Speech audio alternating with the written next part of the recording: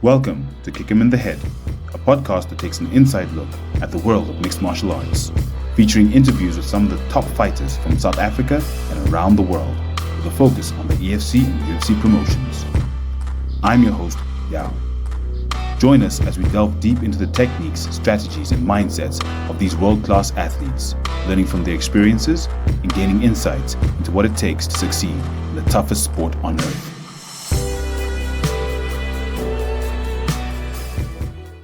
Beyond the roar of the crowd, one voice cuts through the clash of fist to face. The voice of Simon Stevens, a titan of Arabian and African combat sports. Simon commands 5 combat promotions: UAE Warriors, EFC Worldwide, World Combat Games, Lion Fight, and Farah Championship, where his words are the very pulse of each punch, kick, and grapple. But his empire extends beyond the octagon. As a media mastermind, he's launched over 4 television channels across 4 continents, and he's an author whose words grip attention like a headlock, and he orchestrates the chaos like a champion newsroom conductor. Simon Stevens, welcome to the Kick 'em in the Head podcast. Yaw Yeboah, mate. Thank you so much. What an intro. I've never had an intro like that. I've had a couple of crazy ones around the world in the past, but that's poetry, brother. Thank you. I'm so glad to hear it, and it's an honor to speak with you. Obviously, we've met you and we've had a few chats at the EFC promotions, but tell us more about who Simon Steven is and all that intro that I read. Who are you and how did you get into combat sports to become literally the titan, the voice of combat sports across Africa and the Arabian Peninsula? Mate, I don't know. I mean, that's such we're all such complex people, aren't we? And our careers, we find it go in so many different directions. It's almost like a river that erodes through the landscape. You end up just moving through different areas without you knowing it. I mean, I started competing when I was younger in kempo and judo, but I was pretty bad at it. I didn't like getting hit, and I ended up becoming an apprentice at ITV, at Central Television, working on outside broadcasts for ITV Sport, actually, laying cables in the mud and working the horse racing and rigging and doing the real dirty jobs. And my TV career started from there. But my kind of parents were, my father passed when I was young, so my mum really kind of pushed me to get a university degree, but I didn't want to do anything. So I ended up going to UKZN to study African musicology and ethnomusicology, and had a great time in Durban and got published. Went back to the UK, went back to MTV, Sky. I started launching channels for network clients in India and the States and Southeast Asia, and making promos and documentaries for those clients on Sky. And then ETV found out around 2007 that I was basing myself in Durban again because I'd met a beautiful woman and she was my girlfriend, and I was traveling the world at the time. And they said, we're launching a news channel in Johannesburg in 2008. Would you be interested? Because, you launched channels for Sky. So I said, yeah. So that's how we launched the news channel at ENCA. I was the executive producer there until 2021. And that was quite a ride. So that's how I ended up here. Even though I started in sports about 35 years ago, some of those outside broadcasts were to do with boxing, and I was training at the time in kickboxing and kempo jiu-jitsu. So it's kind of like now working in MMA, it's kind of come full circle, but it's taken a hell of a long time, and that's a real distillation. Yeah, hey, that's like it's been a lot of crazy other stuff amongst all of that, but that's pretty much the journey I've come to here. So when you ask me who I am or what I am, I really don't know. I'm half Irish, half English. I've grown up around the world. Most of my life, I've lived in South Africa now. So people tell me I'm still South African, but I sound like a Pom. So I don't know. I am who I am, So, as you mentioned, it's been a long journey to come to the MMA space, but now that you're here and you've really become the voice, and I must say from my side, it's always good to hear you commentating, because the insights, the color, everything is always what's happening. And, as someone who watches the fights on TV and live, when you have commentating like yours, honestly, it takes it to the next level. So how did you really get then the skills? So for anyone listening who wants to go into a similar space, how did you get the skills of commentating on MMA in such a space, and bringing color and life to something that most people would find probably gory, grotesque, or violent? Mm.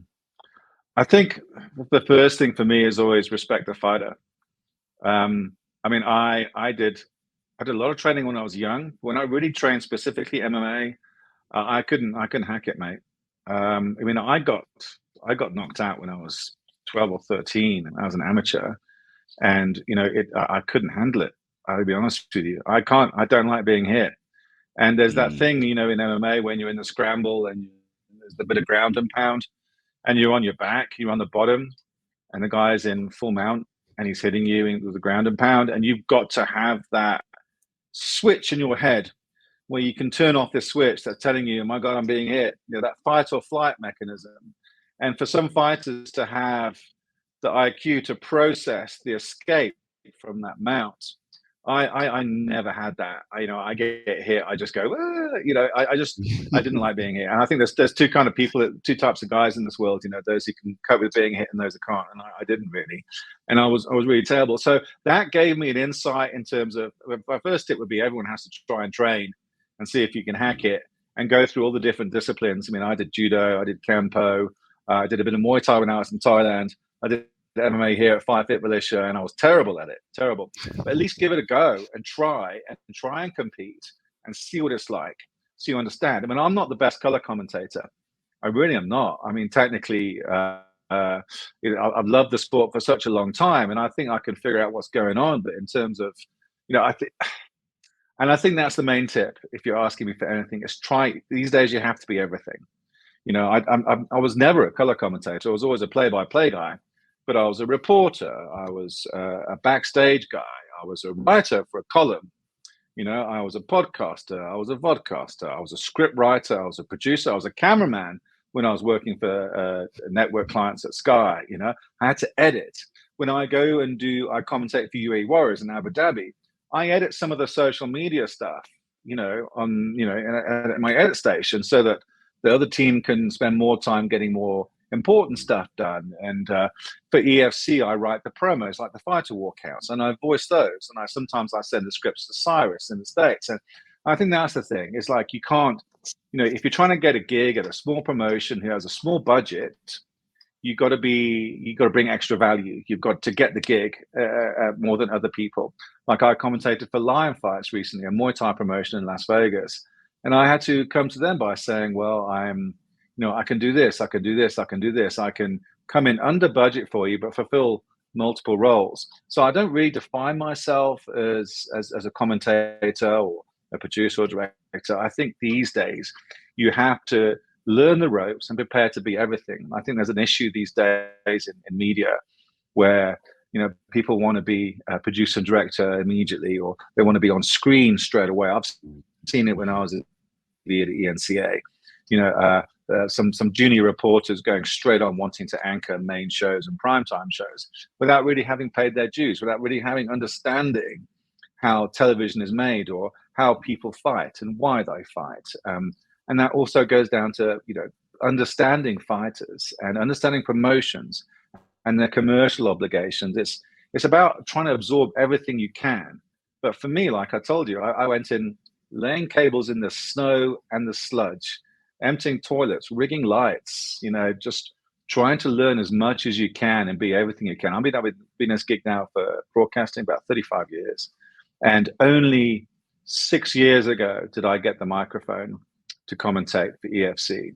So that's a long way to finally get to the point in your career where you really, think you deserve to be. I think that's quite indicative of the MMA space and industry as well, where you need to work at it. You need to work at it consistently, and you need to do multiple things within your discipline to make, or within the discipline of MMA, to make sure that you are the best MMA practitioner. So you have to do the judo, the kempo. Ironically, I also did judo as well, and I wasn't the best, but I do know a few throws. Your taekwondo, your boxing, etc. And bringing all of that together over time is then truly what makes a champion, as basically you've just described in terms of your career and how you got to commentating in the MMA space. So in all that time, what's been your favorite fight to commentate on? Like what gave you goosebumps and made you think, wow, I am the luckiest man to be here watching these two people go at it? Ever, the one, probably Jose Aldo against Conor McGregor at the MGM Grand Garden Arena in Vegas. That was 2015 December. And it was one of those crazy ones where I got sponsored by Monster Energy for my show at the time. And to this day, I've still got a good relationship with them. They've been fantastic to me. And I was like, please, can you send me out? There's this really big fight against, it's one of the biggest fights in MMA. And Monster, God bless them, booked me on this crazy route up to Qatar to Amsterdam, Amsterdam to Newark, Newark to Atlanta, Atlanta to Des Moines, Iowa, Des Moines to Las Vegas. It took me 2 days to get there, and Conor knocked Jose out in 13 seconds. And there was so many stories that night, in Las Vegas, where it's I think of all the fights to go to, that really woke me up to how big mixed martial arts is. When I saw the tricolor, when I saw the Irish flag swamping the strip, when I couldn't get to my hotel room in the lobby of the hotel because it was all these Irish guys and hookers waiting to go up to their room, and it was packed, and the strip was buzzing, and the Cowboys, there was a cowboy convention in town every December. It's the rodeo finals every December in Vegas, and all the Irish guys were getting cleaned up at the craps and roulette tables and the poker tables by all the Cowboys in town. It was just, there was so much going on, and that was my first time working with the UFC as an accredited journalist back in 2015, and it was I was there for the whole of media week, and it was those Irish lads singing to Holly Holm. I was there at the MGM that time, and that was a real special time for me. In terms of, so I reported on that for E. I think in terms of African MMA, if I just give a comparative, it was when Michiel Opperman finished Jadison Costa, and that must have been 2016, 2017, because no one expected Michiel to do it. There was any Leon Mainhart fight back in the day, the fight between Chef and Dulce Langumbula in Cape Town, Norman Vessels against Dulce. That was had a special vibe about it. That's without a doubt. Countless ones, too many memories. The ones Andrew Fanzel against Elvis Moyo in Sun City, EFC 50. Oh my goodness. Yeah, there's a lot of them, but the biggest for me in terms of the growth of my career and the growth of MMA globally, definitely Conor against Jose. And funny enough, about 2 months ago, so October, I got a chance to work with Jose Aldo in Kuwait for Ferrer Championship. He was a brand ambassador for Ferrer, still is. So I interviewed him quite a lot. He was staying at the hotel, and I brought out the program for the Aldo McGregor fight, and I got him to sign it. And he hovered the pen over Conor's face, and then laughed, and then decided to. And I said, "I'm sorry, of all the programs to bring to you to sign, I'm sorry it's this one." And he just laughed. He was lovely. Jose Aldo. I mean, so many people forget what that man, achieved before. How many? 13 years undefeated. I mean, before that fight. I mean, it's incredible. So it came full circle again in a weird way, but in a beautiful way. With the kinds of experiences that you've just described, stretching across the entire MMA world, I mean, that's an amazing story of how you got to commentate at one of the biggest fights in MMA history, because that's when Conor became on his road to becoming the great Conor McGregor that we all know. But in that, how do you manage to stay unbiased? And I think you did touch on it earlier. And how do you think your commentating impacts the audience's understanding of what they're really watching? Ooh. Okay, so 2 things about being unbiased is about, I think, doing your work, and I think having that journalism background is really important, because it's easy to get sucked in to certain styles of fighting you like, And if you do your due diligence, if you try and understand fighters in your particular marketplace, then you'll know the gyms, you'll know the coaches, you know the trainers, you know the sparring partners, you know the up and coming guys in the gym. You've commentated a lot of their friends' fights and their previous fights, so you should have a good understanding of who they are as people. And for me, that's really important, particularly the walkout, because if you've never watched EFC before and you're from Northeast Siberia or something like that, and you've got no understanding of who these two people are, you're basically essentially watching two strangers fight each other. Yep. So as a viewer, why do you care? And I think as a commentator, you have to give people a reason to care about these fighters, because they're about to go do something pretty extreme. They're about to put their livelihoods on the line. They've trained for 3 months for this one person. They're not going to get paid a lot, but they're going to be competing in extremis. This is not lawn bowls. This is not golf. So you have to give the viewer, who may be completely dispassionate. With Liverpool, Man United in this country, it's relatively easy. There's enough supporters, and you have that team dynamic to play upon as a commentator, and a massive history. But two complete strangers who are from two different countries and a viewer who's from another country, you've got to talk about who they are as people, the reasons why they fight. Give some of that background context. So the viewer, from somewhere else may all of a sudden feel invested and actually think, well, I'm backing this guy because he has such a shitty time in the township growing up and has proved himself to be a really exciting, fun fighter who's eloquent and has an incredible personality and is really dynamic. I'm backing this guy. And you try and do that all in the walkout. But you've got to do that objectively. So you've got to balance it with the other guy. And when he walks in and say, well, this guy's also incredible. Also, you've got the promotional thing to think about and your sponsors, the corporate side of things. When the fight's not exciting, or when you've got a fight who's on a massive losing streak and he's getting a title fight, and you can't question the promotion, you can't question the matchmaking or the sponsors, or so you can't always be completely truthful, and yet that journalist inside you really wants to tell the truth. So you're juggling live on air with so many different agendas, but at the end of the day, you've got to be fair to the fighters. You can be analytical about them, but you can't criticize their heart or their balls. If you make that walk into that cage, by God, I don't care how crap you are. You've got bigger cojones than I do. So that's number one for me. Is always respect the fighter. You can be critical analytically of them and their performance, but not their heart, not their courage, ever. And some commentators do, and it really upsets me. The second thing is you've got to always do by the promotion, because they're actually your employer. You wouldn't publicly, in whatever industry you are, go out and say, and a lot of people on social media will say, oh, why is the EFC doing this and the EFC doing that? That was a terrible decision. I was like, well, hold on. The governing body is not EFC. So, but then you get pulled into the public space of trying to defend the promotion and defend some of the things you say on air. So you've got to be careful about doing that. So it's a fine line, particularly when you're live on air. And I think I've treaded it pretty well. There's been a couple of times when some people have actually, I've learned to completely ignore the trolls. But once in a while, a few people who I respect, a long time ago, sent me a message saying, oh, you were biased in your commentary. And I was like, really? And it was two guys I knew quite well. But both guys I spent time with and enjoyed as people and thought were great fighters. And it was a close fight and a close decision. And this person sent me a message saying, oh, you were biased in this fight. And I thought, well, let me watch the fight back. I don't always watch the fights back or listen to my commentary all the time now. I used to, just to improve myself. I think that's really important. That's the other tip.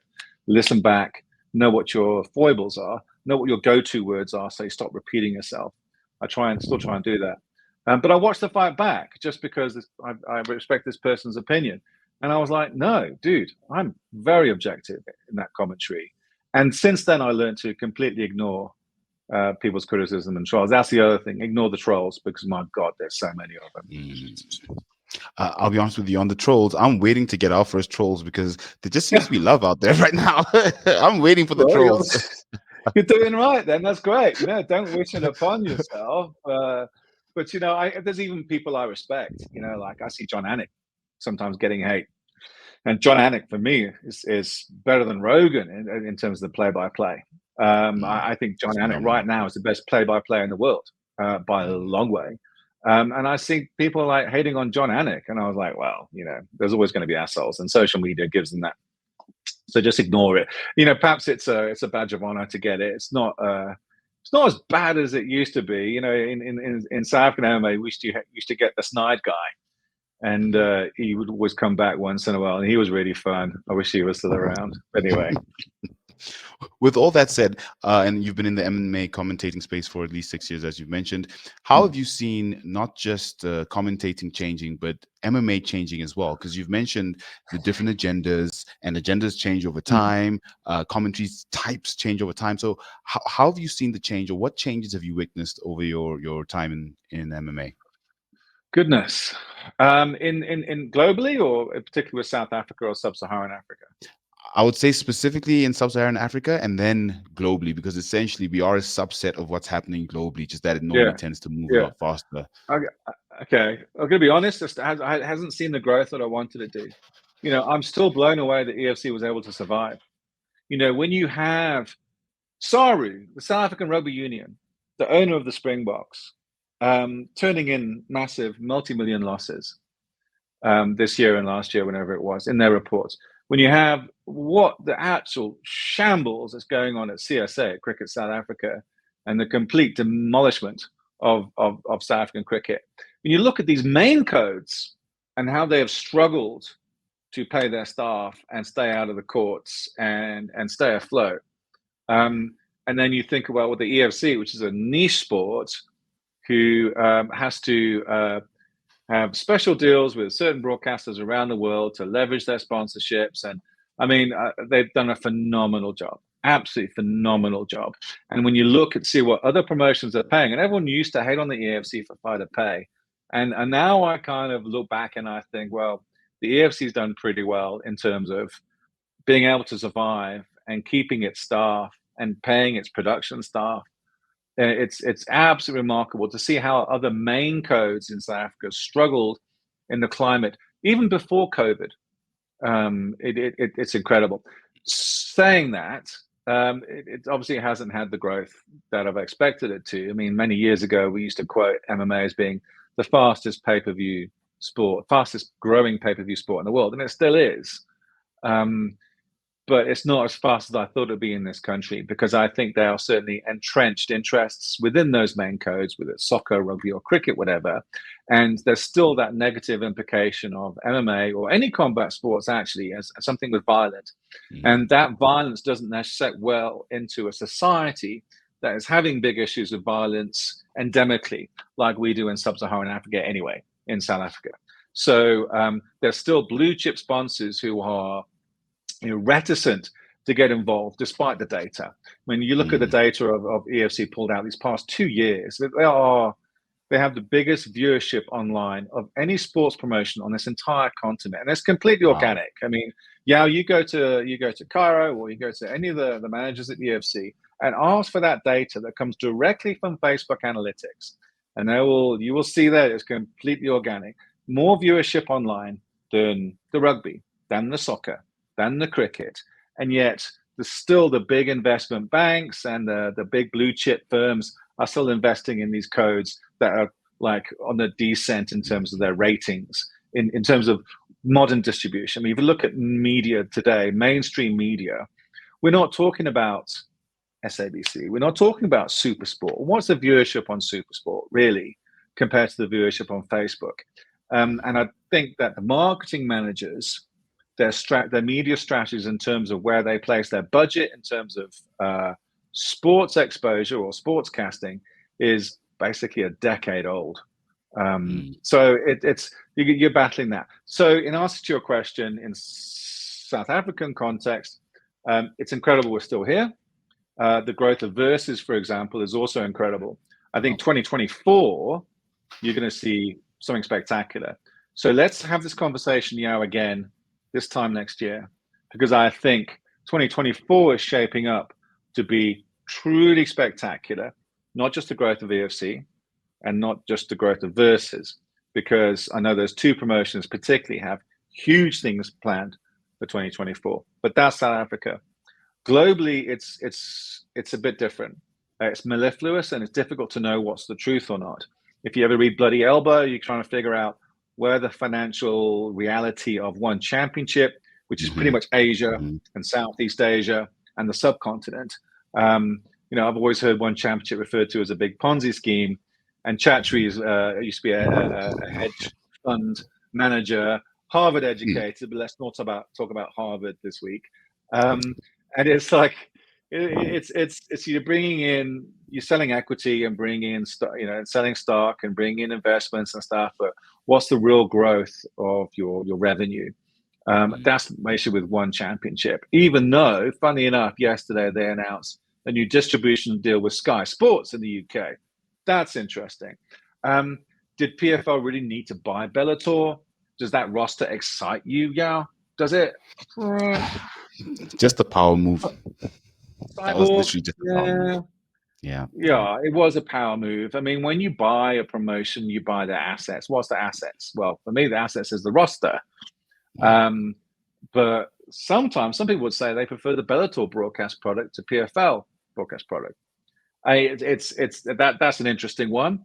UFC continue. I mean, PFL saying that they're going to have PFL Africa based on Ngannou's popularity.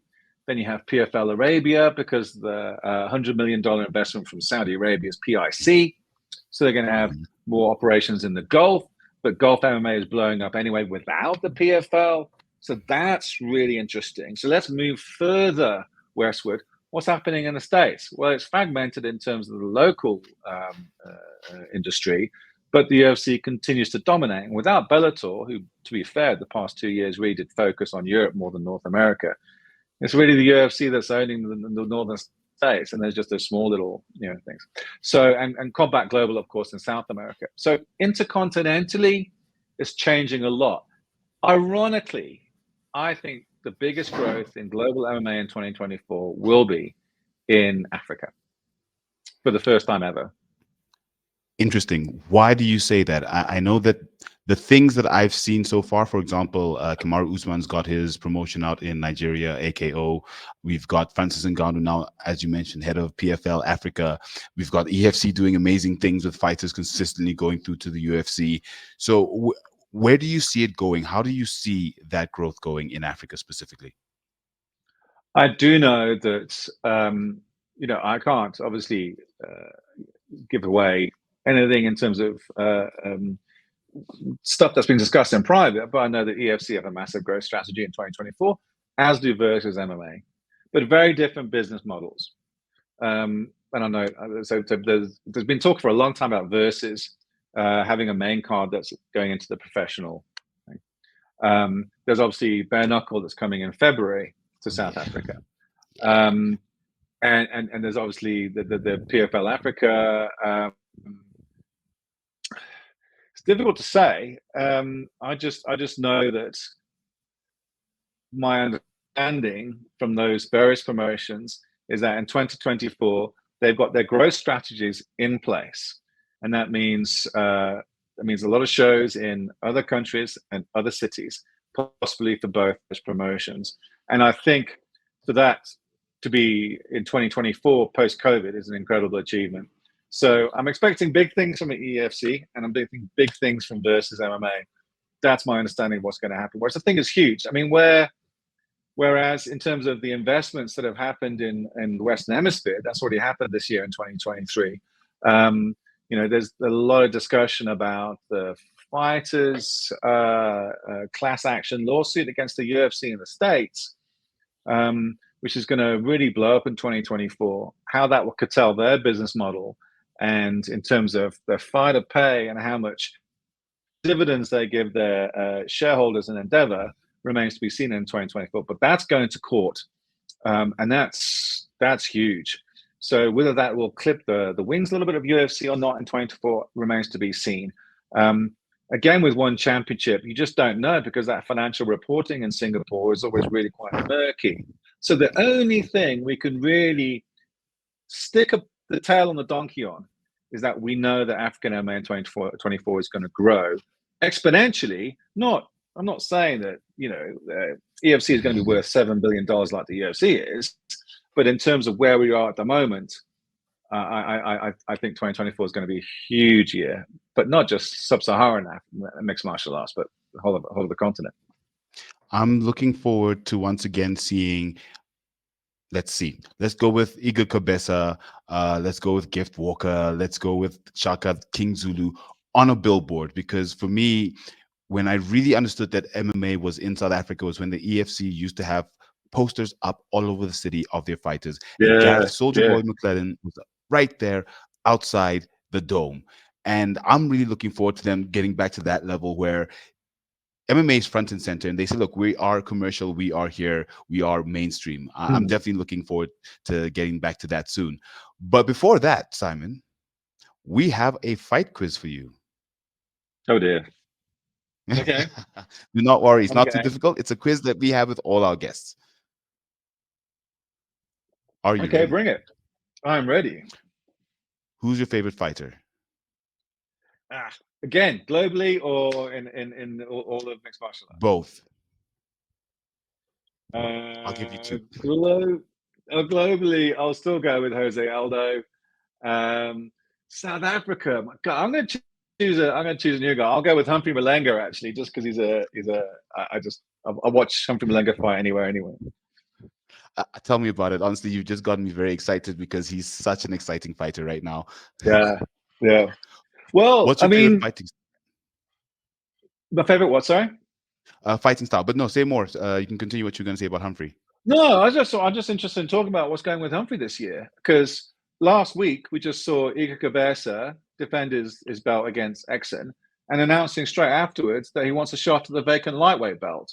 Yeah. But that shot belongs to Humphrey Malenga, who was supposed to fight Kaleka Kabanda for their interim title. But now Block has 3 wins and 6 losses from the past 8 years. So do you take the title shot away from Kaleka and give it to Igor Cabeza? But then do you want to see Humphrey Malenga against Igor Cabeza for the featherweight title? I mean, exactly. And what for the lightweight title? But then is Igor going to defend his featherweight title? So if he does, then who's he going to face? Well, I'd put him up against Billy Oosthuizen, because Billy's just so exciting. So I don't know. So for me, Humphrey, if Humphrey gets that shot against Igor Cabeza for the featherweight title, I'll be really happy. So yeah, just talking about Humphrey, yeah, it's one of those. I think definitely that's one that the spectators definitely want to see is Humphrey in there, because like you said, an absolutely phenomenal fighter, and that's definitely Graham and Ashley's problem right now. What to do with the lightweight division? Oh, mate, they got so much. We can talk about what I think is going to happen in 2024 in the UFC later. We can talk about it now. It's up to you. You want to ask my favorite fighting style?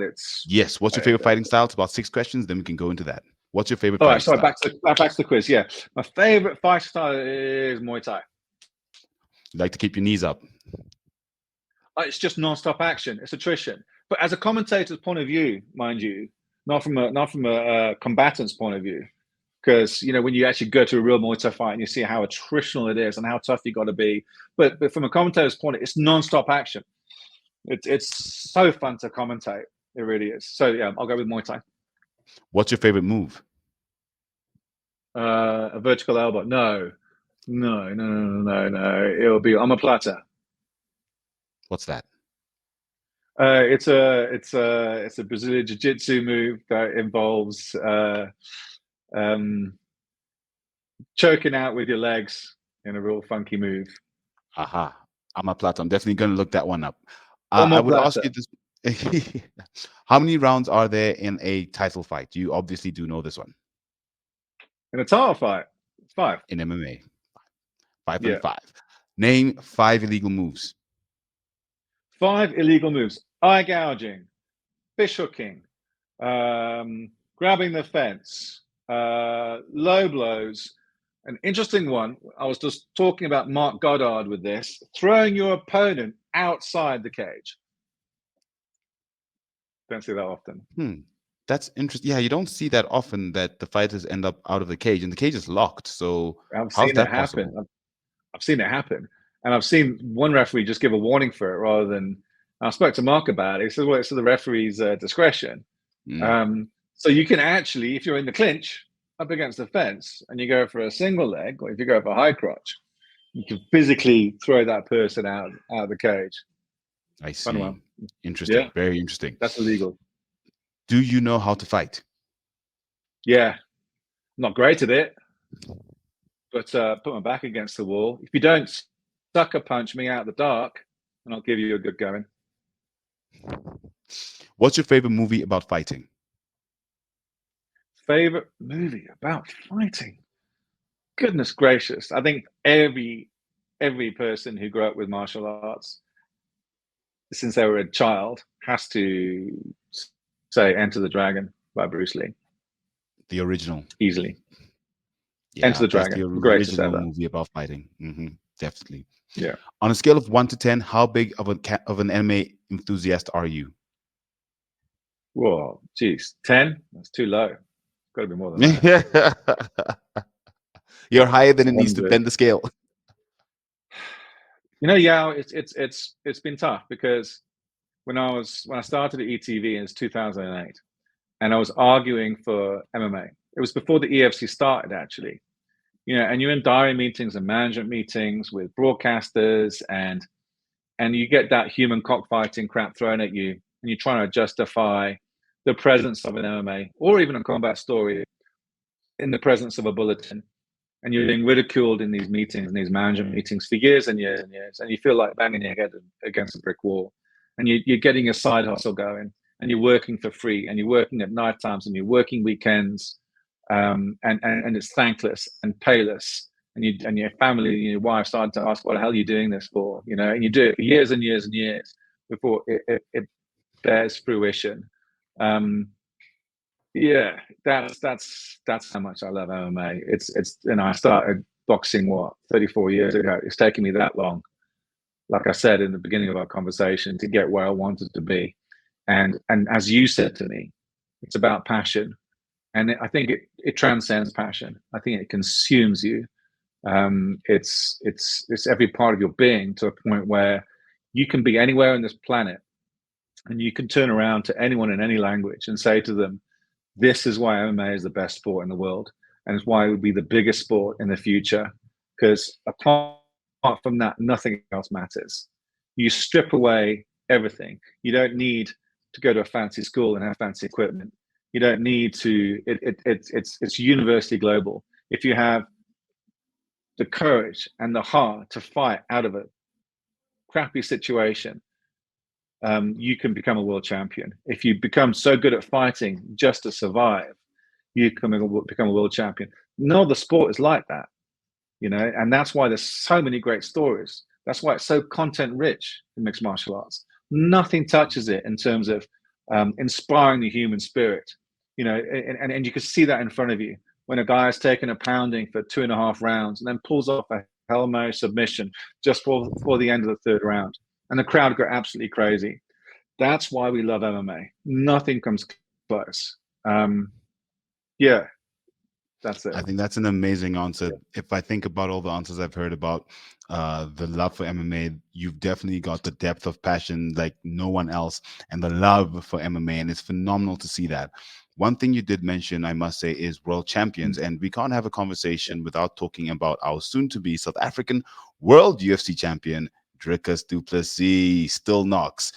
Are you going to the fight? What are your thoughts on Dricus versus Sean Strickland, and how do you see that fight going?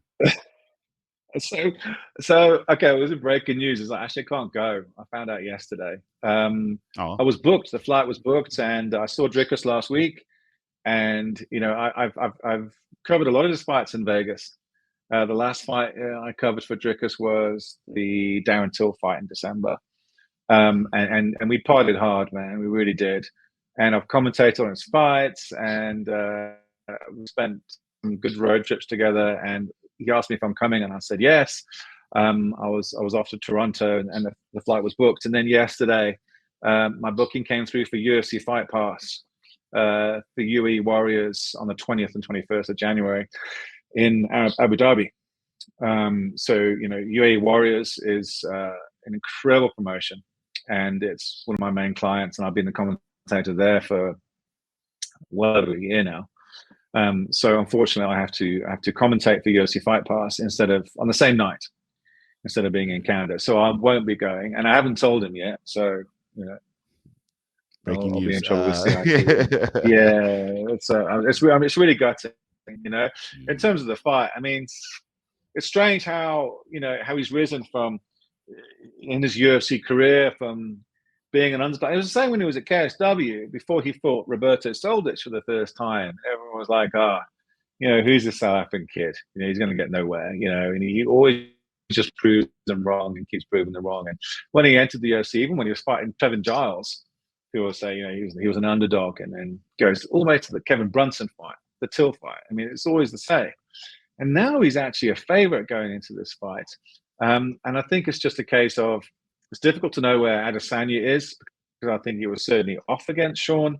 But I think in terms of the grappling exchanges, this is the thing, is that because the Americans have this tradition of high score wrestling, they kind of really don't understand how certain smaller countries that they're not very aware of do have high level grappling.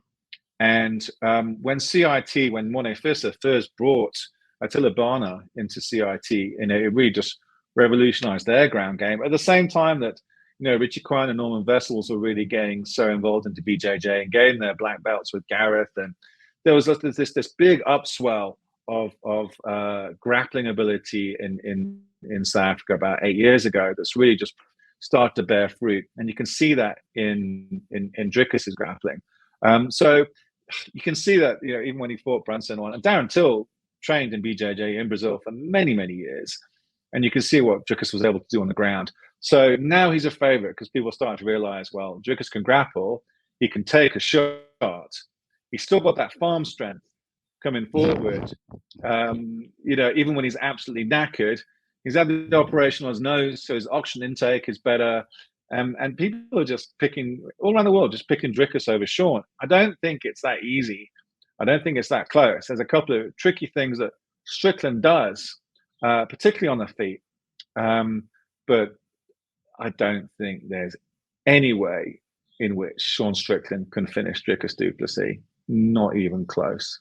I think Dricus will put him down in a second and submit him. I think he'll put him down with a shot. I think he'll put him down with a left hook, a counter left hook. And I think Dricus will put him to sleep in the second. We're going to mock those words because they are probably going to come true. Because if you, like you've said correctly, if you look at Dricus's style, that's most likely going to happen. And especially when it goes to the ground, even when I watch him, it's always confusing. It's like, he knows how to submit. He's going for the submission and he always gets it because his style just doesn't look like it goes that way, but it goes that way very quickly. We normally see that if you've got a BJJ guy, they're doing all these moves and feints, and you can see that where they're going. But with him, Dricus, he literally grabs you and chokes you if he has to. Like it's so phenomenal. It's very scary. Well, it's also the fact that Henny and Monet, the kind of people they bring in to CIT as sparring partners. So when Mark Hume, for example, came in as the BJJ coach at CIT, and then became an integral member of the fight team. And Mark Hume's jiu-jitsu, I mean, look at the Zico Makengele fight, for example, when you're talking about strength and technique and all those dynamics in BJJ and how dominant Zico Makengele was, and Mark Hume submitted him in the first round with this just stifling grappling. This top game is just disgraceful, and that's, you can see how that's up-leveling everyone at CIT in terms of the ground, where you've got, it's so difficult to find sparring partners. And Dricus is a certain build and a certain strength. Like as I said, he's got that farm strength. It's really quite freaky. Even when as a commentator, there's a couple of I digress here, yeah. Please forgive me. But when you're interviewing a winning fighter, the camera, you got to keep them steady, right? So you put your hand on their shoulder to keep them in shot, so they don't freak out and stuff like that. And sometimes when you touch a fighter, there's this electricity, not because they just fought, but because there's something coursing through their bodies that's just sometimes doesn't feel human. It's this incredible innate strength that's doesn't look like what you see in front of you. There's something else. It's difficult to describe.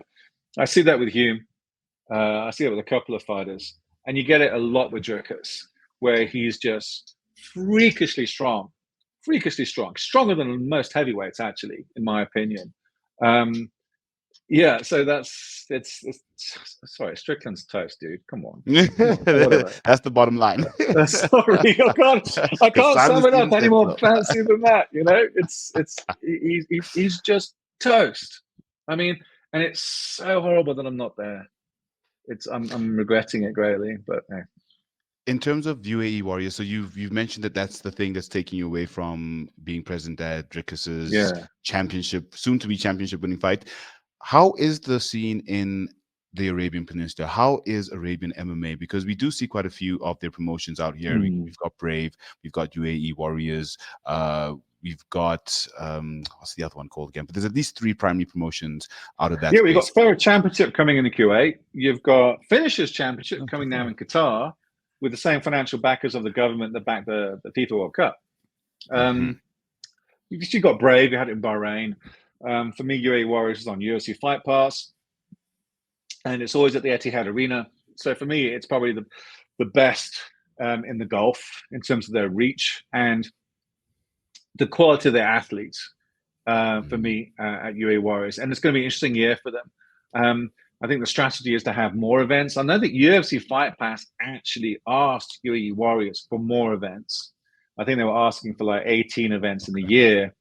And UAE Warriors says, we're going to do 11 or 12, because they do a lot of jiu-jitsu tournaments as well.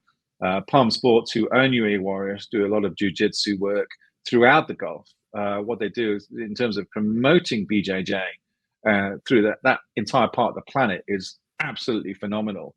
So UAE Warriors is not their only concern, but for me, the quality of the athletes they bring out. I mean, they're a feeder for the UFC and for anywhere else. In fact, they're getting to the level where a lot of fighters are coming back from the UFC and from one championship and from Bellator and PFL and coming back to UAE Warriors to continue their career. I mean, we saw at UAE Warriors 44, Alex Da Silva submitting Shamamatov in the first round. You saw Wissam Khamami, who's the African-Arabian champ at welterweight. I mean, putting on spectacular performance. Abdullah El Bashiri,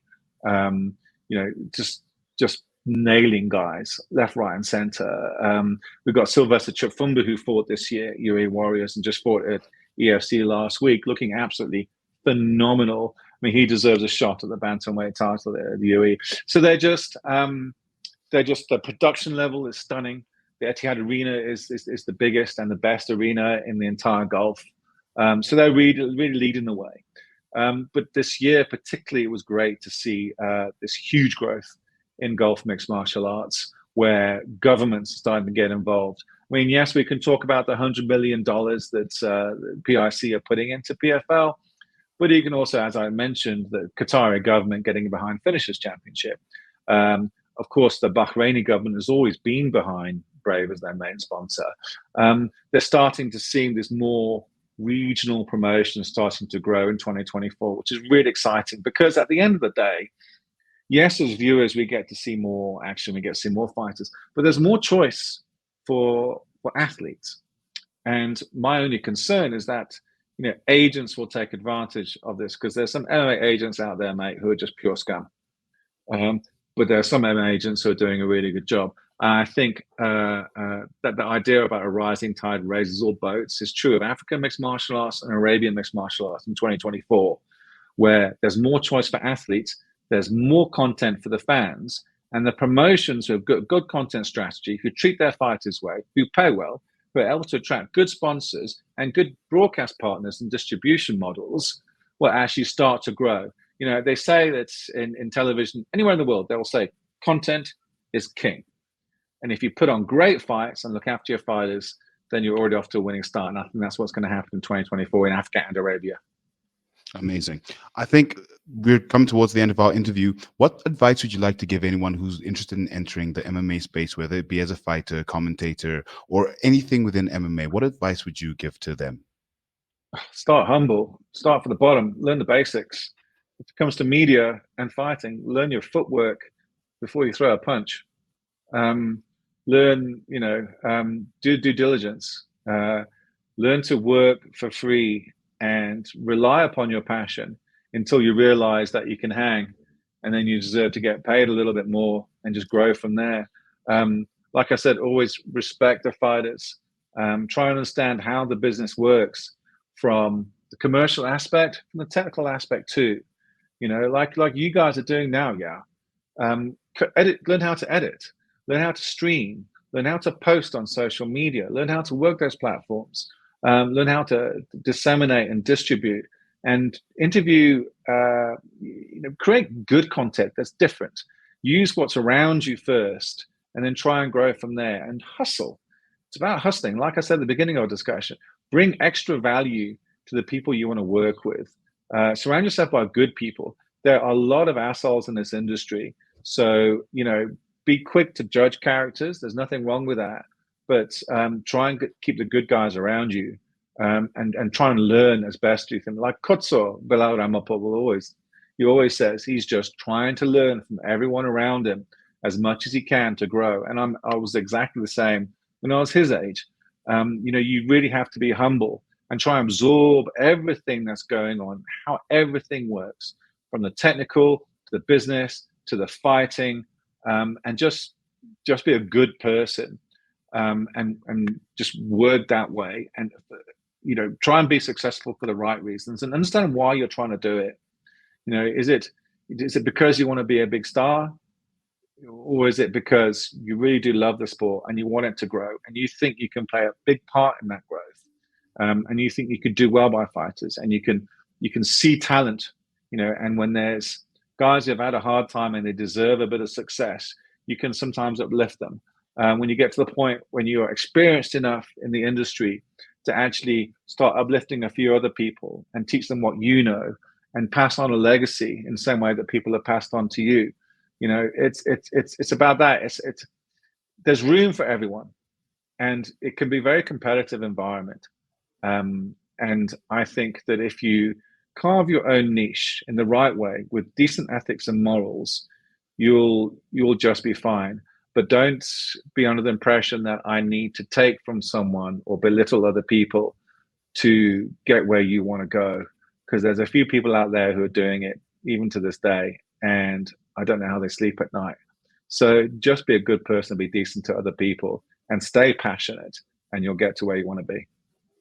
I absolutely love the message. And it's one of those things, as you're saying, that as you move through life, if you're not humble, you don't really get to where you're going. If you try and step on people, you don't really get to where you're going. And if I think about most of the fighters that I meet, they tend to be very humble, have a high level of humility, and speak to you. I mean, that's how we are where we are. This fighter is always ready to speak to us. And I think what you're saying is absolutely right. It's about having not just the passion, but also being a good person, because a lot of these fighters are doing this for noble reasons as much as it's a violent sport. They're there as good people. I absolutely love that. Can you please tell us where people can find you on social media? Oh, I'm on Instagram. I'm really lazy on Facebook. I do that thing where Instagram just sends it through. Yeah. And I feel so bad. Once in a while, I'll check up on Facebook, and there's a billion things, and I've replied to no one. So I'm on Instagram at Simon Stevens TV. I'm on LinkedIn. I think it's just Simon A. Stevens. I'm mostly more active on LinkedIn and Instagram. Pretty much anywhere else. I'm on X, but I really don't post there, and I don't post on Facebook. So you can find me on there. Amazing. Simon, thank you so much for the time. We really appreciate it. And as we like to end up all our interviews, can we get a nice loud kick him in the head from you? What do you want me to kick you in the head? Kick him in the head. You know how it goes. Kick him in the head. Yes. Simon Stevens, an absolute pleasure having you on the podcast. And I really look forward to seeing you again and having more conversations with you. Me too, yeah. Thank you so much, brother. I appreciate it. Cheers, mate. Then we'll chat soon. Cheers.